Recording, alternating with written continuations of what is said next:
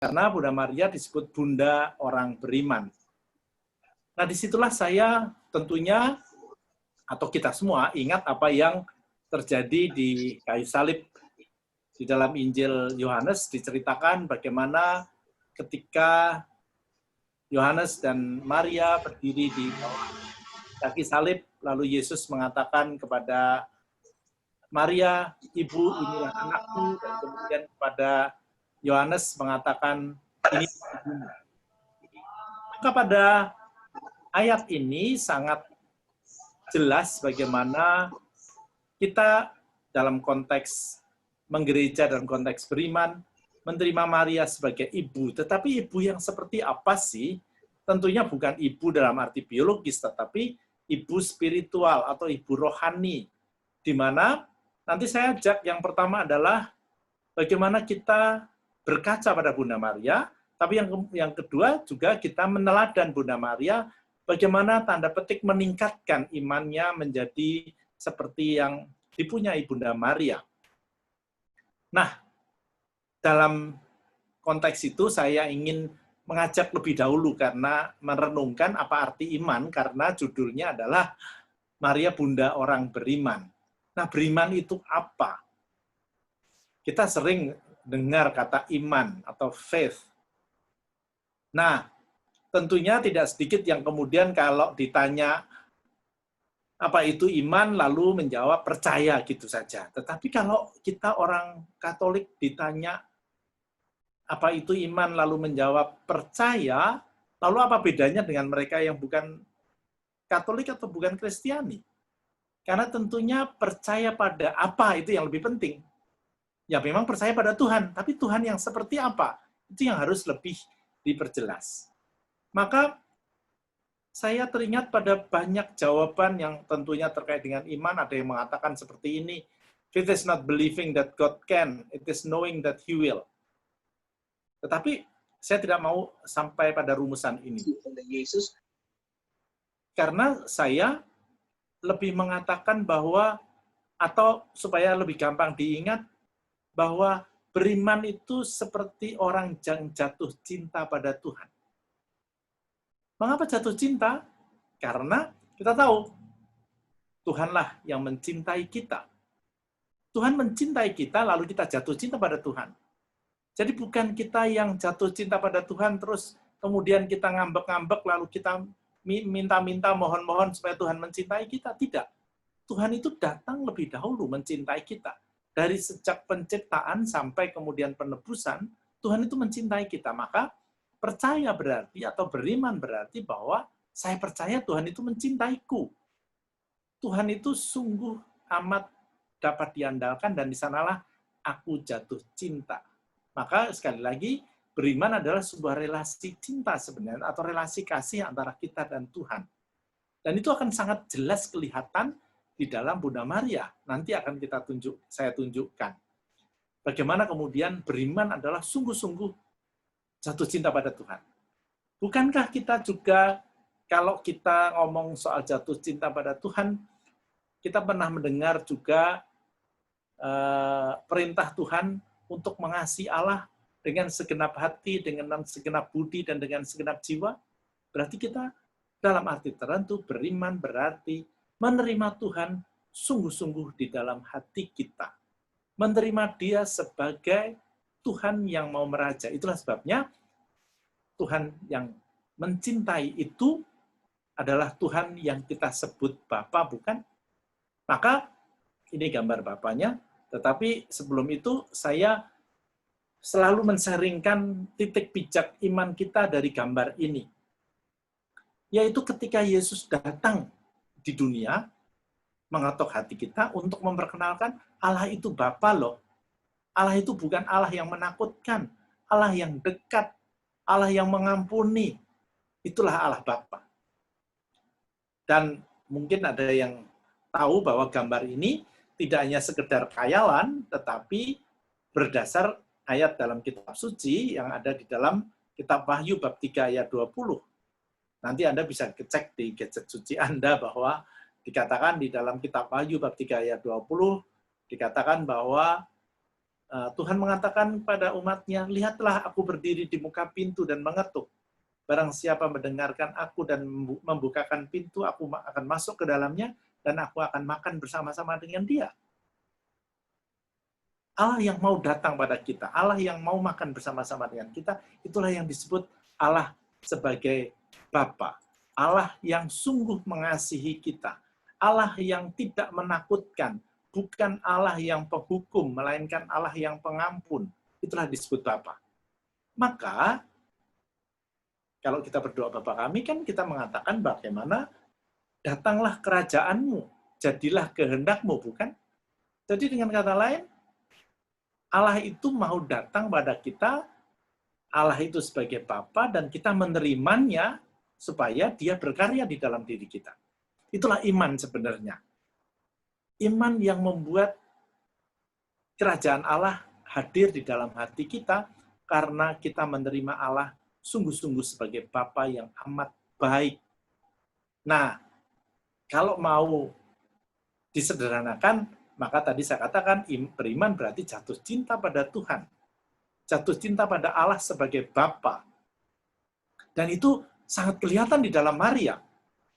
Dan sebelum saya sampai Maria, kita pun diingatkan bagaimana Allah sebagai Bapa itu kan juga tercermin di dalam banyak hal, banyak perumpamaan seperti terkait dengan perumpamaan tentang pokok anggur. Bapa adalah pengusaha.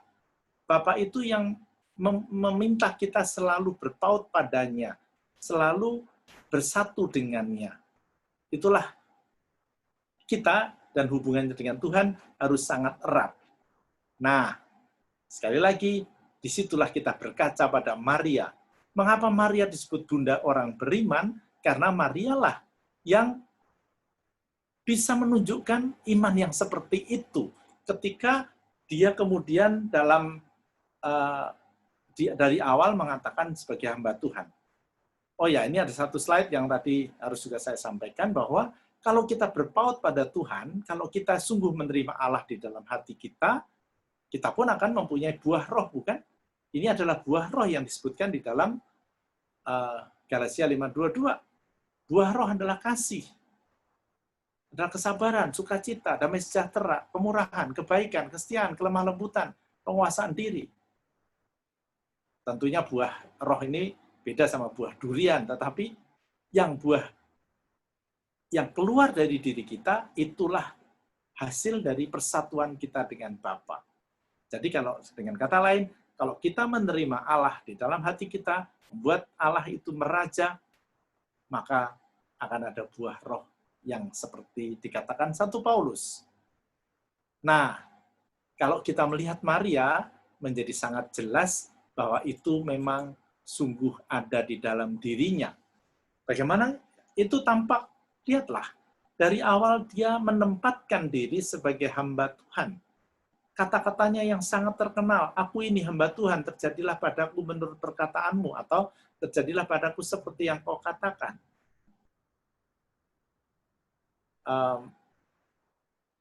Ego sum ancilla Domini, fiat mihi secundum verbum tuum, mungkin ada yang masih ingat kata-kata itu. Jadi Maria menempatkan diri sebagai hamba Allah. Allah adalah Raja, Allah itu Bapa, maka dia menjalankan semuanya itu. Apakah itu gampang? Tidak, tidak tentunya. Tetapi Maria mengikuti terus-menerus jalan yang ditunjukkan Yesus. Bukankah Yesus adalah jalan, kebenaran, dan kehidupan? Seperti dikatakan di dalam Injil Matius. Lihatlah bagaimana Maria juga mengalami hal-hal yang tidak menyenangkan. Seperti ketika anaknya pergi. Tetapi Maria menyimpan perkara di dalam hatinya dan merenungkannya. Itulah bagaimana Maria mencoba memahami kehendak Bapa, termasuk hal-hal yang sulit. Apalagi juga tidak saya cantumkan di slide ini, bukankah Simeon itu juga mengatakan bahwa akan ada pedang yang akan menusuk hatinya, dan itu menjadi tampak di dalam diri Maria ketika dia harus mengikuti jalan penderitaan Yesus. Tetapi Yesus mengatakan, siapapun yang melakukan kehendak Bapakku di surga, dialah saudaraku laki-laki, dialah saudaraku perempuan, dialah ibuku. Apakah kata-kata itu mau menolak Maria sebagai ibunya? Tidak. Tapi dia justru memuji Maria, bukan karena dia adalah ibu biologis Yesus, tetapi karena dia melaksanakan kehendak Bapa. Kehendak Bapa di surga. Itulah Maria. Dan melaksanakan kehendak Bapa di surga itu bukan perkara gampang seperti tadi saya katakan. Kehilangan anak, meskipun cuma sehari, itu pasti membingungkan. Apalagi kalau kemudian kehilangan anak itu berarti kematian. Peristiwa Maria memangku jenazah Yesus adalah peristiwa kemanusiaan yang sebenarnya tidak terbayangkan oleh seorang ibu, bukan? Apakah Anda sebagai andai kata Anda adalah seorang ibu single mother, karena Yosef kan sudah wafat jauh hari sebelumnya, punya anak tunggal, dan ternyata anak tunggal itu bukan hanya mati, tetapi bahkan mati disalib, disiksa. Apakah kita sebagai manusia kuat? Maria kuat, karena dia melaksanakan kehendak Bapa. Itulah kita bercermin dari Maria, bercermin untuk melihat bahwa mengikuti dan percaya, beriman kepada Bapa adalah melaksanakan kehendak Bapa. Di sanalah akan ada kebahagiaan. Di sanalah ada sukacita. Bukan sukacita yang menggembirakan, tetapi sukacita dari dalam batin. Lihatlah wajah Maria yang dilukiskan oleh Michelangelo. Tampak muram memang, tetapi sebenarnya Michelangelo berfantasi dan berkontemplasi bagaimana Maria yang melaksanakan kehendak Allah itu mempunyai buah roh dari dalam hatinya yang paling dalam. Ada damai, ada kesabaran, ada kelemah lembutan, ada penguasaan diri. Bagaimana mungkin orang tidak menguasai diri kalau atau bagaimana mungkin orang bisa menguasai diri kalau ternyata melihat peristiwa yang sangat menyakitkan.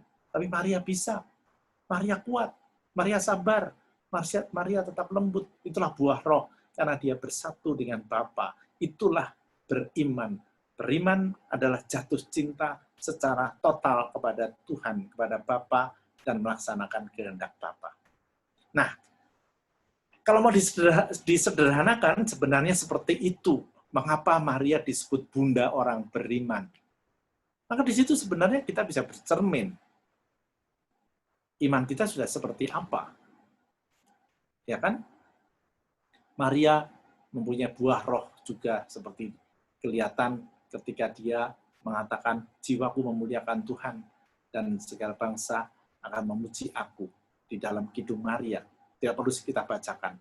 Tetapi kita tahu bahwa di dalam kidung ini Maria sungguh melihat bagaimana Allah itu adalah Allah yang mau datang pada dia dan mau meraja pada dia. Jadi dengan kata lain, ciri orang beriman itu apa? Apakah ciri orang beriman itu hanya percaya? Tidak. Tetapi membuka hati yang lebar-lebar kepada Allah. Jatuh cinta itu sungguh memberikan diri, membuka hati. Seperti tadi Yesus yang mengetuk pintu, kita mendengarkan dan membuka pintu. Membiarkan Allah masuk, itulah ciri orang beriman. Maka sebagai ungkapan bahwa Maria adalah sungguh beriman, gereja mengajarkan kepada kita bahwa Maria adalah perawan.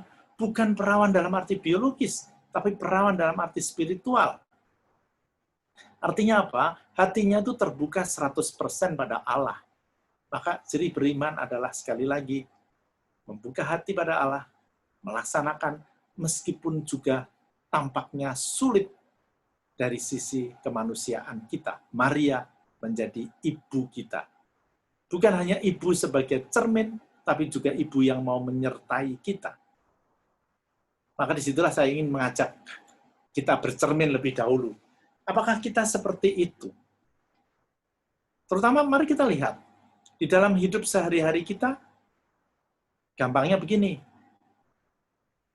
siapakah Yesus yang kita percaya sih?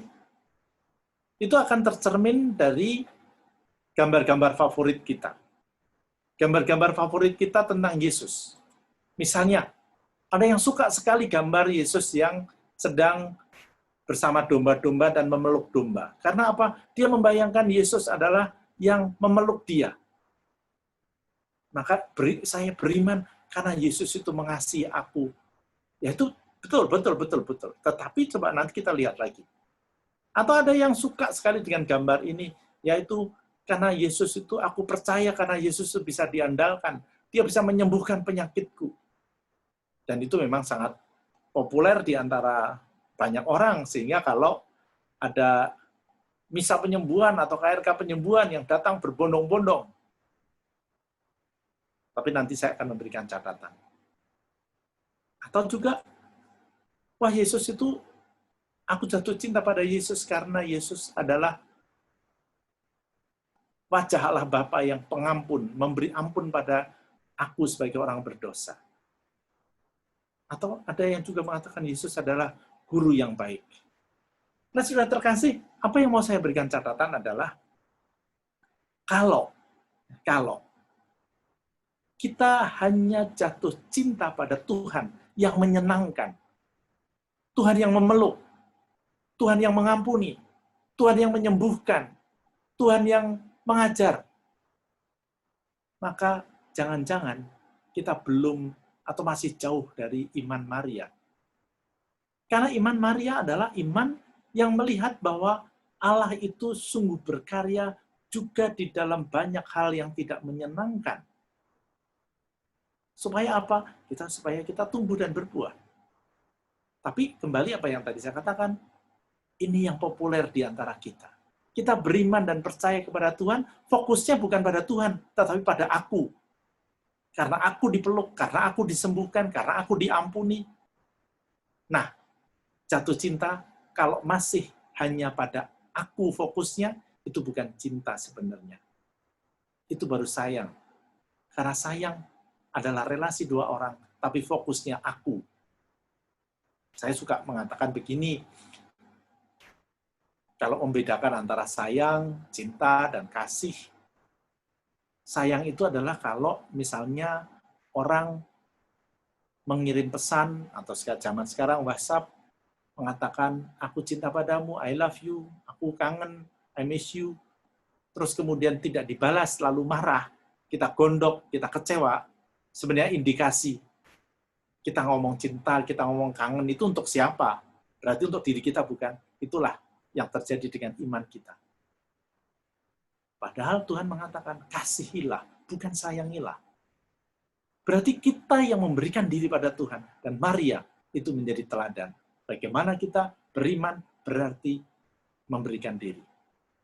Dan memberikan diri itu berarti sungguh percaya bahwa Allah itu baik. Allah itu adalah Allah Bapa yang kehendaknya selalu baik.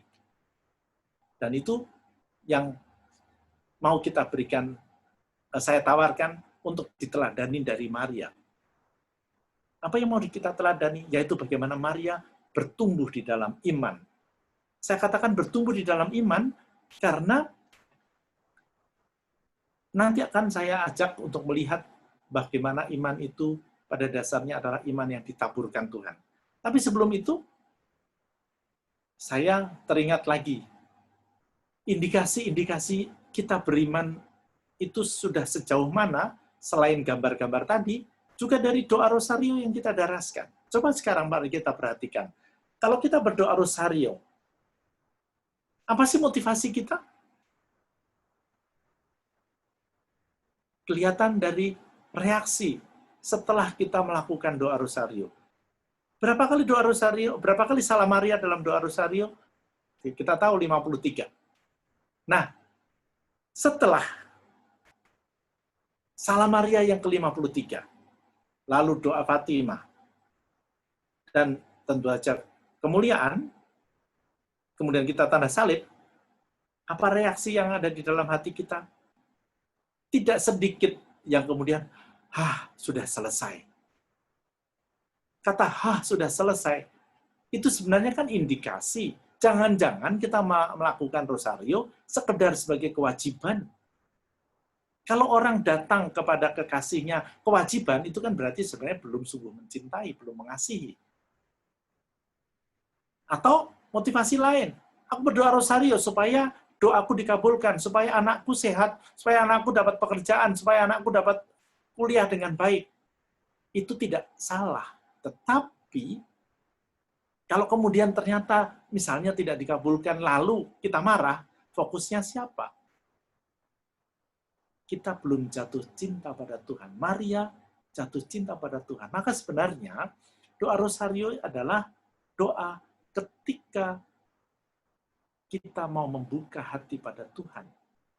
Pelan-pelan kita doakan Salam Maria, kita berdoa seperti Maria, tapi juga bersama Bunda Maria. Jadi sekali lagi, ukuran beriman kita sebenarnya tampak dari motivasi kita berdoa rosario misalnya.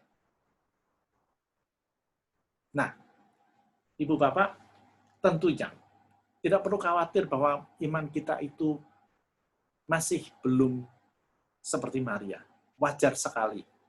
Tetapi hari ini, ketika kita mendalami topik bahwa Maria adalah bunda orang beriman, bukan hanya Maria sebagai tempat kita berkaca, bukan hanya sekedar model beriman, tapi juga teladan bagaimana menghayati itu.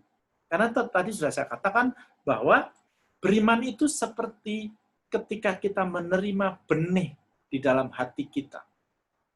Perumpamaan di dalam Injil Matius bab 13 ayat 1 sampai 9 sebenarnya sangat jelas. Bagaimana itu adalah juga perumpamaan tentang iman yang ditaburkan di dalam hati kita. Kita tahu bukan bahwa ada yang jatuh di pinggir jalan, ada yang jatuh di tanah berbatu dan selanjutnya.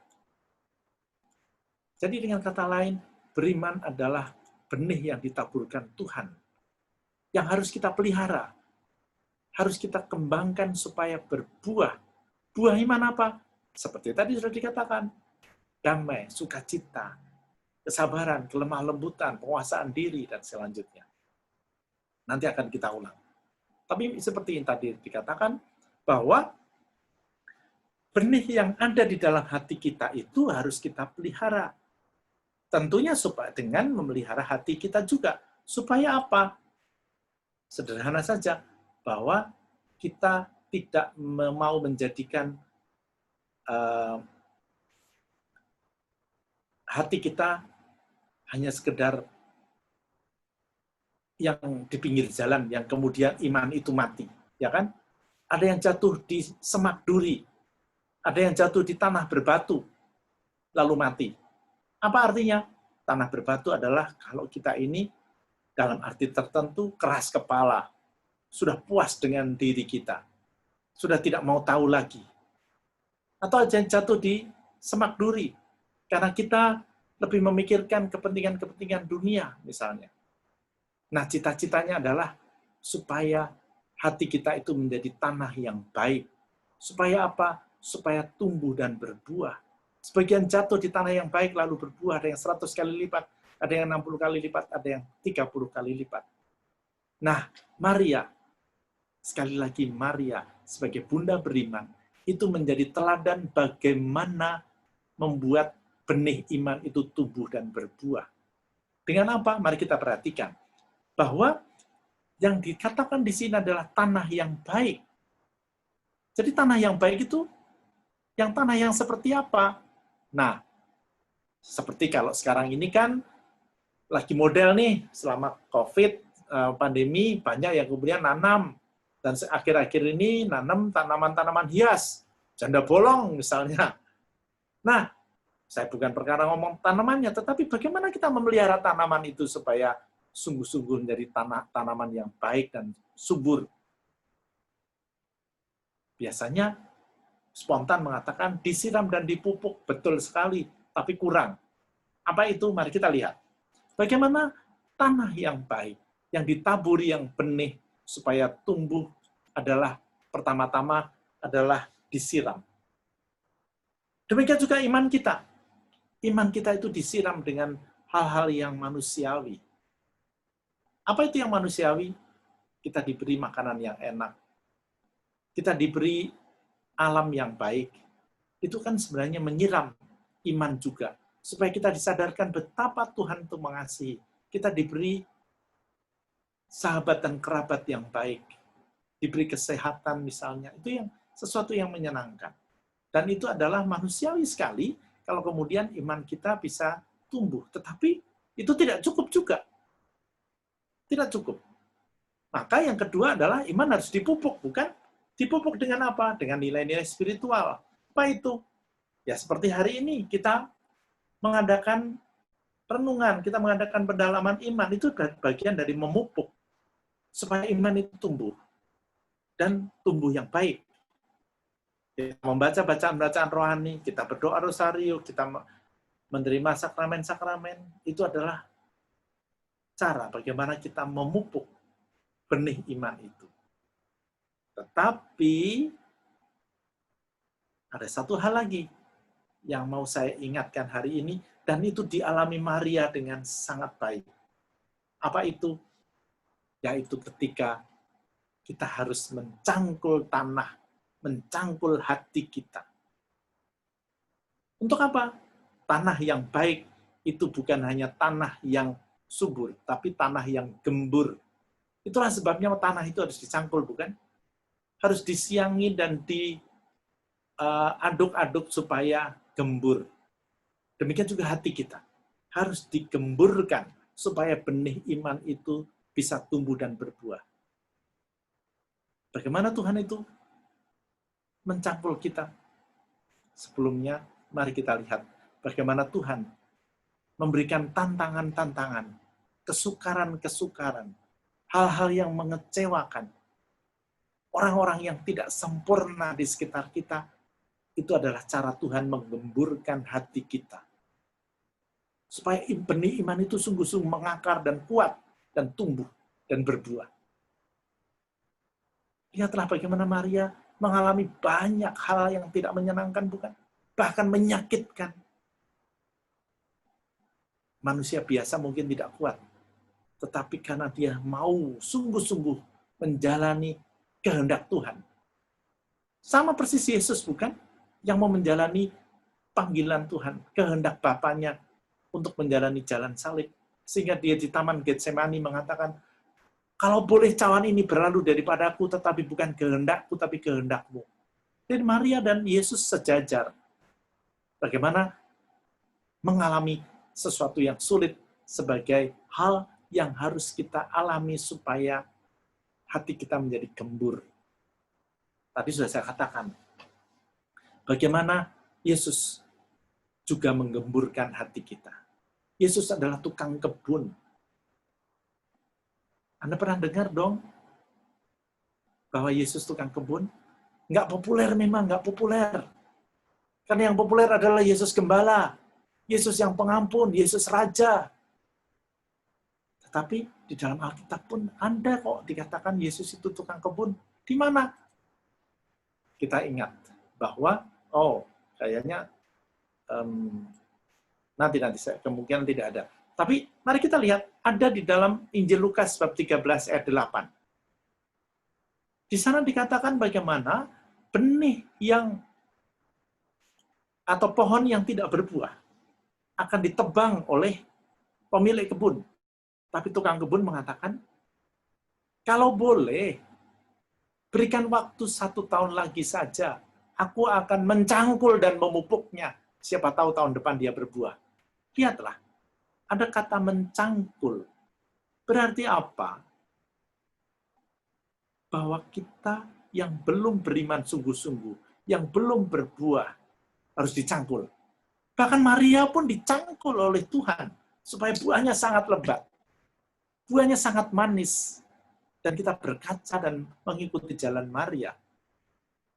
Nah, saya katakan tadi, bagaimana caranya Tuhan mencangkul kita. Dengan tantangan, dengan kesukaran, dengan kesulitan, hal yang mengecewakan. Tetapi di dalam keluarga Anda pun, kita tahu, tidak ada manusia yang sempurna, bukan? Kalau tidak ada manusia yang sempurna, berarti juga tidak ada suami yang sempurna. Tidak ada istri yang sempurna. Bahkan kadang-kadang saya ngeledek, mau dibawa ke Korea juga nggak akan sempurna, bukan? Nggak ada orang tua yang sempurna, apalagi mertua yang sempurna. Tidak ada anak yang sempurna. Nah, ketidaksempurnaan mereka ini apa artinya untuk kita? Apakah itu beban? Apakah itu hukuman? Tidak. Itu cara Tuhan mencangkul kita. Supaya apa? Supaya gembur, hati kita gembur. Kita menjadi dilatih untuk menjadi makin sabar. What doesn't kill you makes you stronger, bukan? Kesulitan, kesukaran akan menempa kita dan mencangkul kita karena Yesus adalah tukang kebun. Dan Maria mengalami itu. Anaknya pergi, anaknya pergi, suaminya meninggal.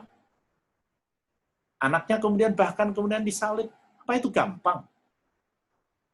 Saya kira sebagai single mother pun pasti nggak gampang. Tetapi Maria tertempa. Dan disitulah imannya sungguh-sungguh berbuah. Tumbuh dan berbuah. Karena mengikuti kehendak Tuhan. Nggak gampang. Tetapi itulah jalan yang ditunjukkan Yesus. Jadi kalau toh kita itu sungguh beriman dan melihat Allah itu Bapa yang sungguh amat baik. Bapa yang tidak hanya merangkul, bukannya Bapa yang ngelus-elus kita, yang memeluk kita, yang membelai-belai kita, tapi Bapa yang mendidik kita. Bukankah Bapa juga pernah mengatakan, atau Yesus pernah mengatakan, hendaknya kamu sempurna seperti Bapamu sempurna adanya. Jadi setiap hari kita harus lebih baik dari kemarin. Kita harus naik kelas dari hari ke hari. Dan seperti naik kelas, dibutuhkan ujian, dibutuhkan PR, dibutuhkan ulangan, supaya kita mau belajar. Kalau tidak, nggak akan pernah belajar. Itulah hidup.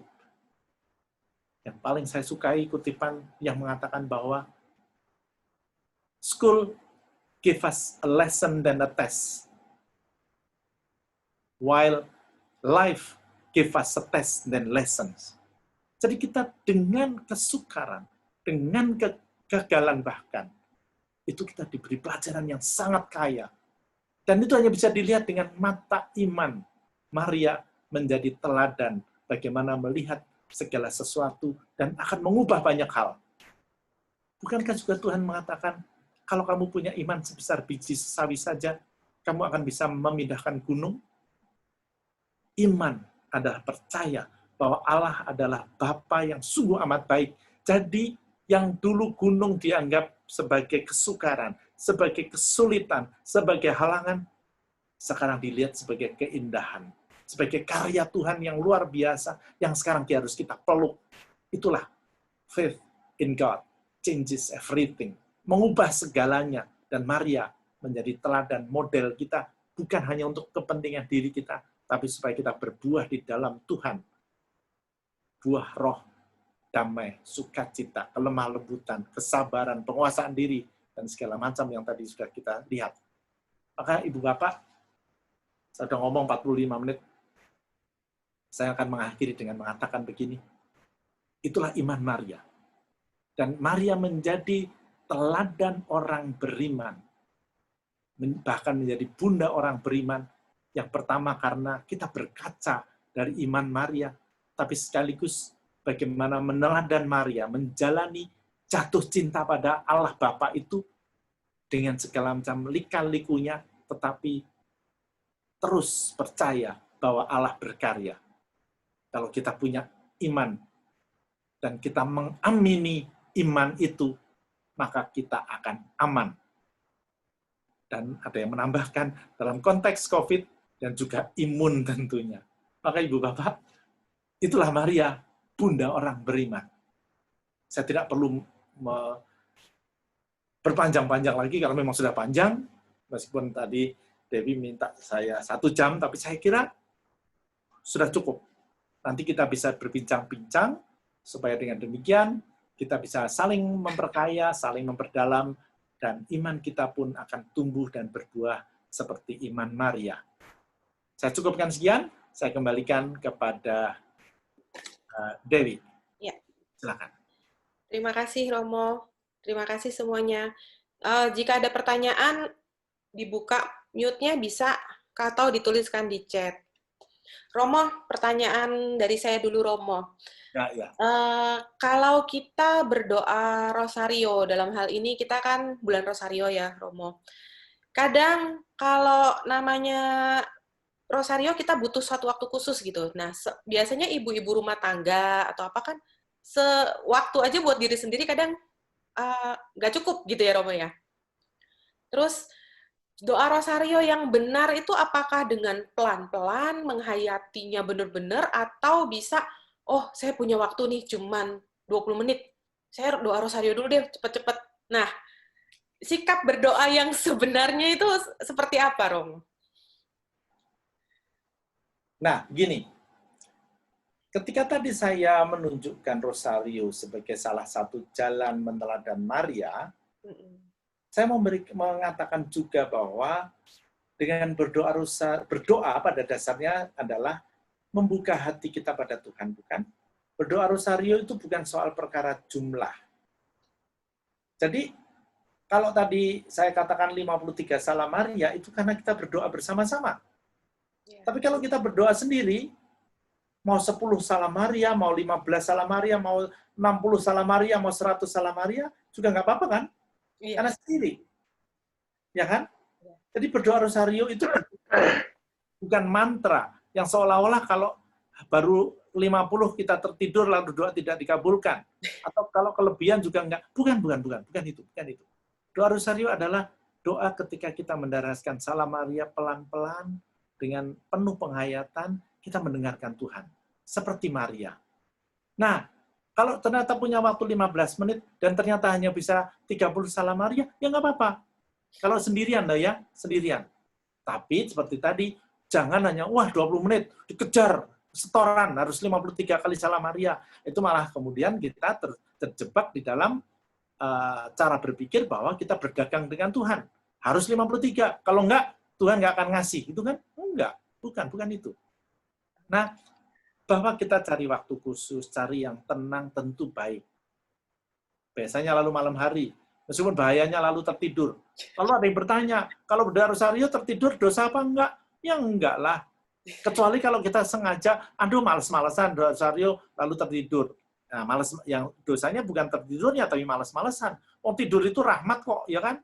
Orang banyak cari bisa tidur itu susah. Ya, bersyukur saja kalau memang tertidur. Iya, okay. Terbukaan pada Tuhan seperti Maria.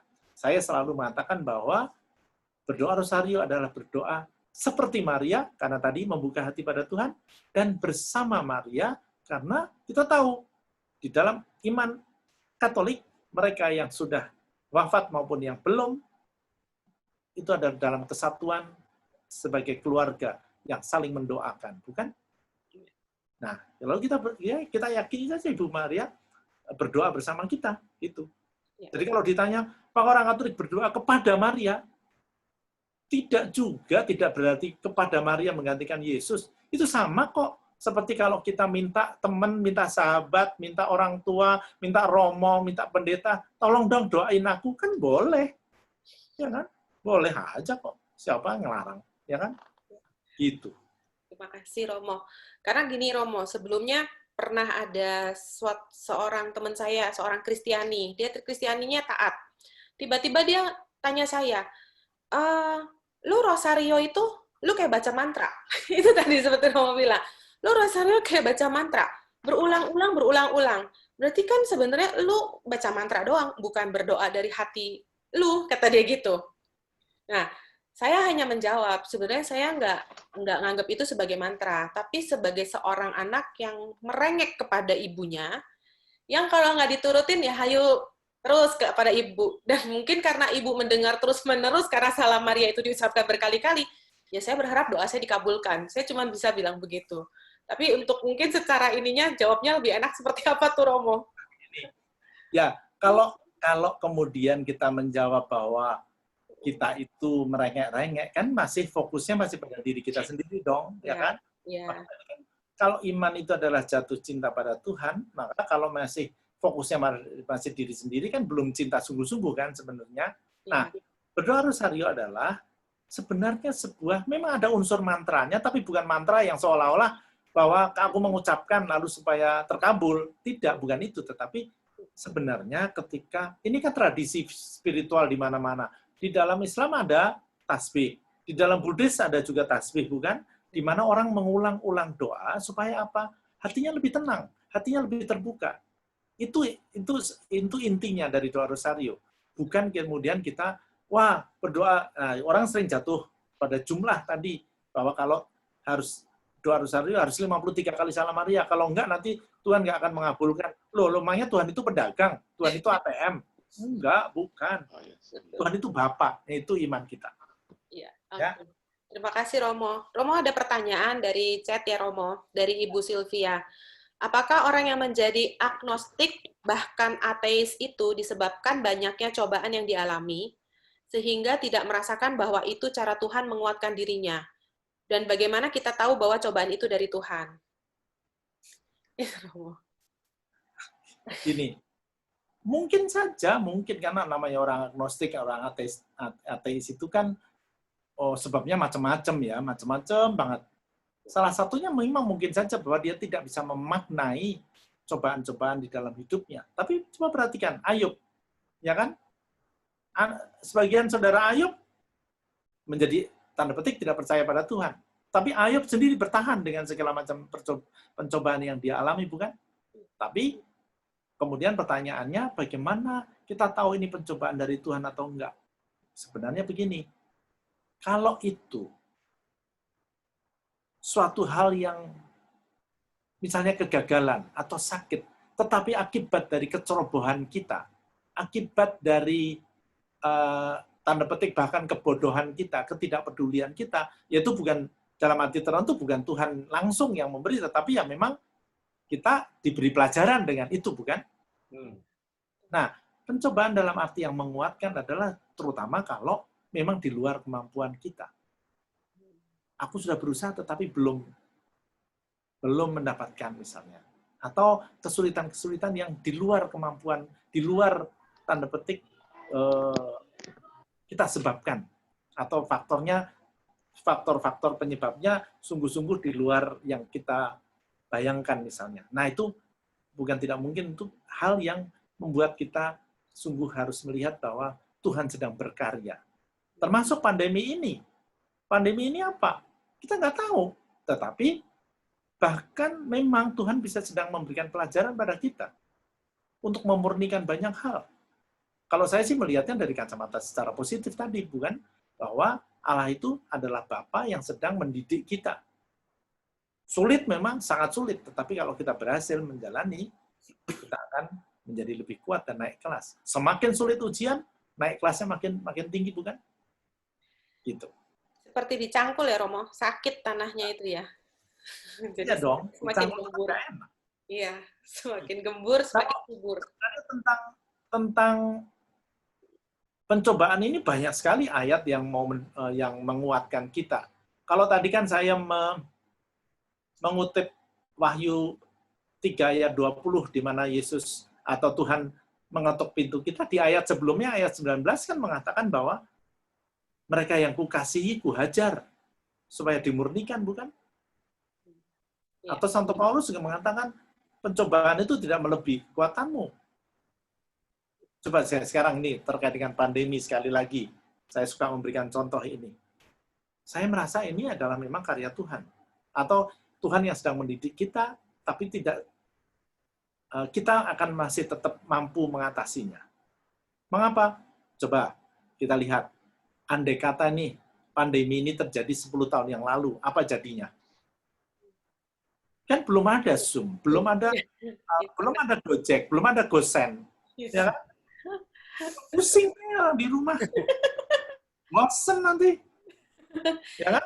Nah, tapi sekarang dengan ada Zoom, ada Netflix, ada segala macam media sosial, relatif tertanggungkan, bukan? Iya. Ya, sekolah-sekolah masih bisa kuliah dengan online. Kalau dulu 10 tahun yang lalu, gimana? Orang tua pusing nanti mendidik anaknya. Ya kan?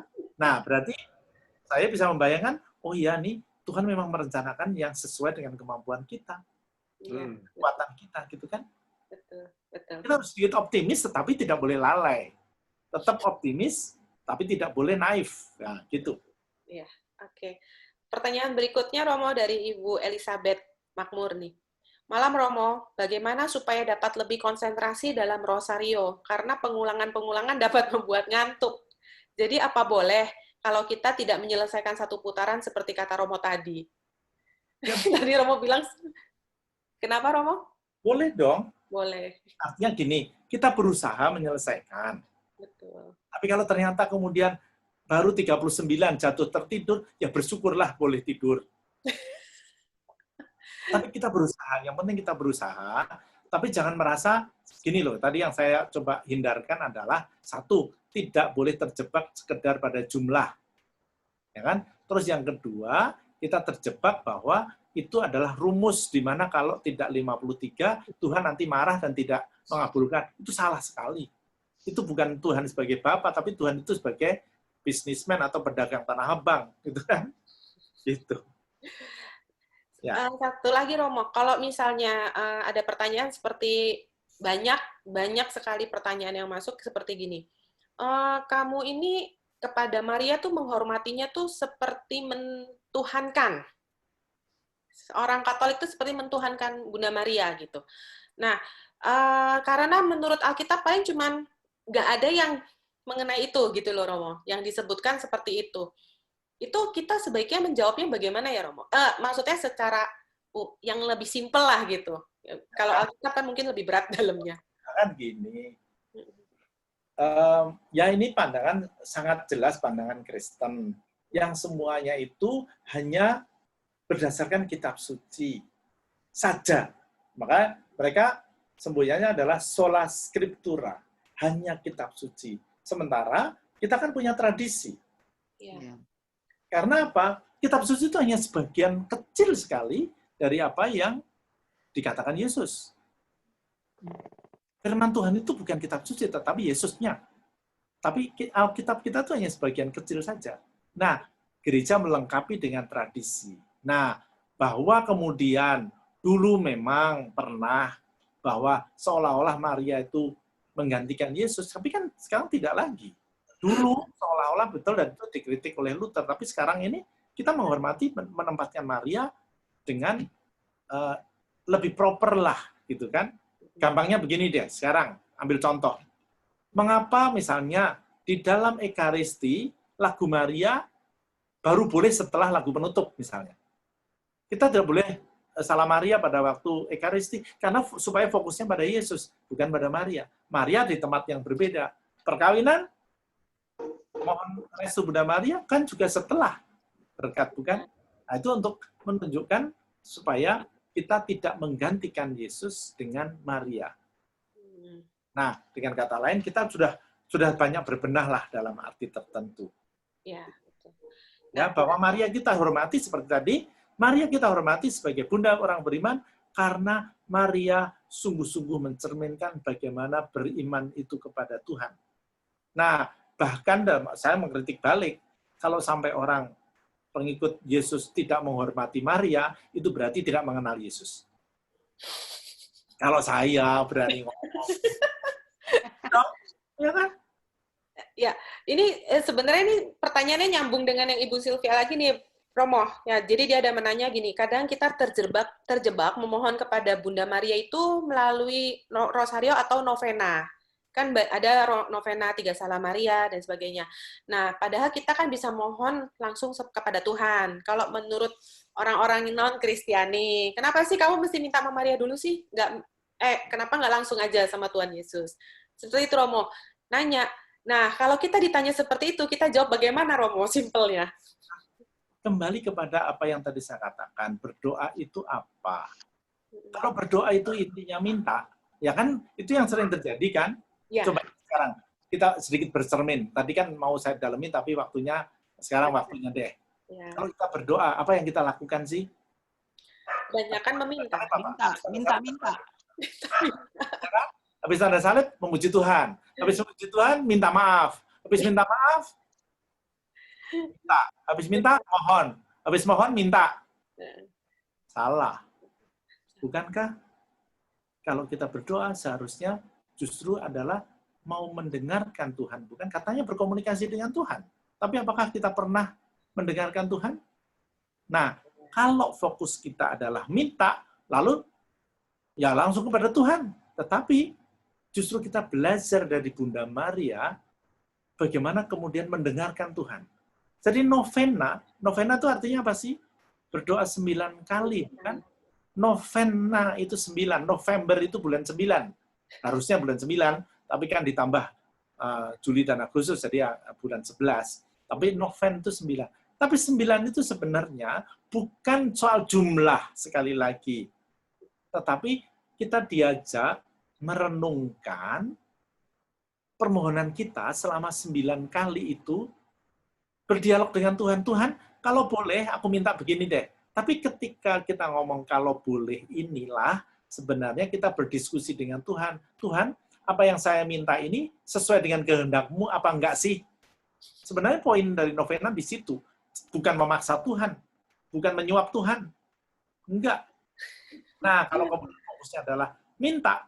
Nah, lalu ya udah ke Tuhan saja. Tidak. Itu ke Tuhan saja kalau memang meminta. Tetapi kita sekali lagi, novena Rosario adalah berdoa seperti Maria, yaitu lebih mendengarkan Tuhan. Maka sekarang saya ingin mengajak melihat kita bahwa kalau kita berdoa sebenarnya seperti Maria, sebagai bunda orang beriman, itu dua hal. Yang pertama, kita boleh minta. Tetapi, jangan lupa, di akhir doa, diakhiri dua hal. Yang pertama, kita hening sejenak, kita dengarkan Tuhan. Lalu terakhir, Tuhan, katakanlah, Tuhan, bukan kehendakku yang terjadi, tapi kehendak-Mu. Bukankah Maria mengatakan, aku ini hamba Tuhan, terjadilah padaku menurut perkataanmu, bukan kehendakku. Nah, itu baru berdoa seperti Maria. Dan itu berdoa yang paling Kristiani. Kalau kita berdoa itu hanya mohon, apa bedanya dengan mereka yang bukan Kristiani, bukan? Nah, itu yang sekali lagi spiritualitas doa, kita belajar banyak dari Maria. Yang tentunya diwariskan juga melalui tradisi gereja yang sangat panjang. Itu dari pengalaman orang Katolik tentunya. Ya? Oke, makasih Romo. Ini sebenarnya pertanyaan ini banyak ya Romo. Ada Ibu Leni juga nanya hal yang sama, jadi mungkin udah dijawab oleh Romo barusan. Nah, pertanyaan lagi, ada teman bercerai dari pasangannya, padahal ketemu pasangannya ya karena doa Rosario. Sekarang dia jadi agnostik karena merasa Tuhan tidak mengabulkan doanya dengan memberikan pasangan yang suka melakukan kekerasan dalam perkawinan. Itu pertanyaannya Romo. Jadi menyalahkan Tuhan, Romo. Lah, milih jodoh nyalain Tuhan.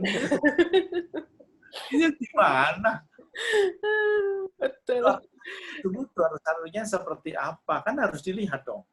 Ya. Kalau apa-apa nyalain Tuhan kan seperti tadi. Lalu kita tuh sudah diberi akal budi, kita sudah diberi hati nurani, yang harus kita maksimalkan dong. Ya. Kalau dulu mengatakan, ya karena doa Rosario, lalu ternyata kemudian datanglah laki-laki, ya kan? Terus dan laki-laki ini ternyata suka doa Rosario. Lalu saya jatuh cinta pada dia, ya bodoh lah. Lalu jatuh cinta kok kan hanya sesama karena suka Rosario. Dia harus didalami lebih jauh lah, ya kan? Ya. Jadi menurut saya itu ya masih gampangnya menurut saya, ya dia menjadi agnostik karena mungkin juga karena imannya belum sungguh-sungguh seperti tadi saya katakan jatuh cinta yang beneran pada Tuhan.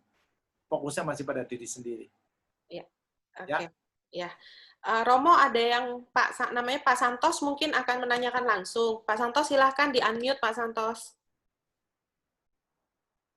Halo, Pak Santos.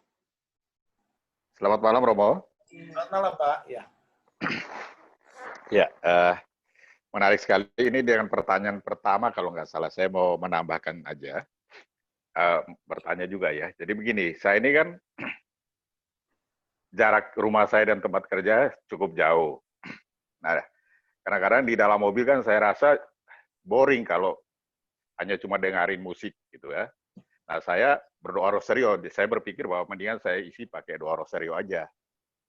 Namun ada juga yang berpendapat bahwa kita berdoa Rosario memang harus cari tempat yang baik, kemudian harus menghadap patung gitu ya. Tapi saya berpikir bahwa kalau saya sungguh-sungguh dari hati saya ingin berdoa, walaupun dalam keadaan menyetir, tapi saya rasa bahwa saya masih terkontrol, apakah itu doa itu bisa dianggap sah atau berdoa yang benar juga, atau bagaimana, Romo? Kadang-kadang juga misalnya saya sama istri jalan yang agak jauh gitu, saya juga bilang sama istri sambil nyetir, kamu pimpin doa deh buat doa rosario, kita sepanjang jalan kita berdoa rosario, kira-kira begitu, Romo. Nah, apakah itu bisa dikatakan doa yang benar gitu? Nah, saya juga saya tadi agak sedikit merasa lega karena apa? Tadi Romo bilang bahwa saya itu selalu berdoa, doa apapun, di akhir doa saya selalu tutup dengan seperti kata Bunda Maria, aku ini hamba Tuhan, terjadilah padaku menurut perkataanmu. Kira-kira seperti itu, Romo. Yang saya mau tanyakan tadi adalah, apakah tempat saya berdoa itu bisa dikatakan doa bisa doa yang dikatakan benar atau tidak? Kira-kira begitu, Romo. Kalau kemudian kita mengatakan mana doa yang benar, doa yang tidak, sekali lagi kita akan jatuh di dalam seolah-olah doa itu hanya rumus, ya kan? Tidak. Doa adalah sikap batin. Bahwa kemudian kita berdoa rosario di depan patung, itu adalah supaya kita lebih konsentrasi, bukan karena patungnya. Jadi doa itu dimanapun, Tuhan itu ada dimanapun. Saya dulu dilatih berdoa sambil mencangkul, bahkan sambil sepak bola. Artinya apa? Supaya doa itu masuk di dalam seluruh hidup kita. Jadi kalau Anda berdoa sambil nyetir, oh boleh-boleh banget, asal tetap konsentrasi, jangan sampai nabrak, gitu kan? Ya. Loh kalau pas berdoa nyetir, terus ada pemandangan bagus di samping mobil, boleh nggak dilihat? Ya kalau memang ternyata kemudian sudah terlihat, ya nggak usah mengatakan lalu doanya batal, nggak usah teruskan, gitu kan? Bagi saya masalah.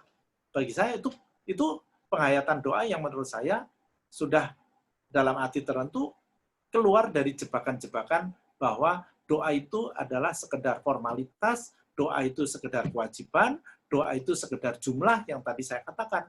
Dan Maria menjadi teladan kita, berdoa dimanapun juga. Ya, bahkan tadi doa rosario di mobil, nggak usah pakai formula 10 pun boleh. Jadi mengucapkan salam Maria terus saja tanpa berhenti, mau berapa kali, 70 kali, 100 kali, nggak apa-apa juga. Gitu. Baik, Romo. Ya, Pak. Terima kasih banyak. Ya, Pak. Terima kasih, Romo. Kembali, Pak. Terima kasih kembali. Atau ada yang sharing tentang bagaimana pengalaman bersama Bunda Maria selama ini? Boleh juga. Masih ada waktu. Saya boleh sharing dulu, Romo? Silakan. Ini mungkin kalau orang lingkungan sudah sering dengar cerita saya. Jadi saya itu dulu waktu dari SMA atau kuliah awal, itu saya suka berdoa rosario. Tiap hari. Dapat judul nih, sebelah nih. Ya? Dapat judul sebelah kan rosario ya? Enggak. Mau judul sebelah ini rosario. Nggak, jadi waktu itu Romo, dari rosario itu saya jadi dari rosario itu saya setiap hari rosario dan mungkin cuma 10 menit. Cuma 10 menit, Romo. 10 menit dalam arti cepet-cepetan. Tadi makanya seperti saya tanyakan ke Romo, benar nggak sikap doa saya seperti itu? Saya cepet-cepetan, Romo. Ada suatu ketika saya sekitar 2 bulan saya kosong, nggak doa rosario, kondisinya saya sakit. Nah, saya ketemu satu pendoa. Saya ketemu dengan salah satu pendoa, saya didoain. Waktu itu saya baru bertemu dia tuh saat itu, tidak kenal sebelumnya. Pada saat saya mau didoakan, Romo, itu pendoa bilang sama saya, cuman ngomong gini, saya ada titipan pesan, katanya. Bunda kangen sama kamu. Saya nggak ngerti maksudnya apa. Bunda kangen sama kamu, dia pengen ngobrol sama kamu. Terus habis itu dia doain saya, terus saya pulang. Tapi saya bertanya-tanya, apa maksudnya dia Bunda kangen sama saya dan saya doain? Saya nggak bisa tidur tuh. Tiba-tiba seperti ada bisikan, ya kamu nggak rosario. Jadi saya kaget terus terang, saya pikir, oh ternyata Rosario yang cepet-cepet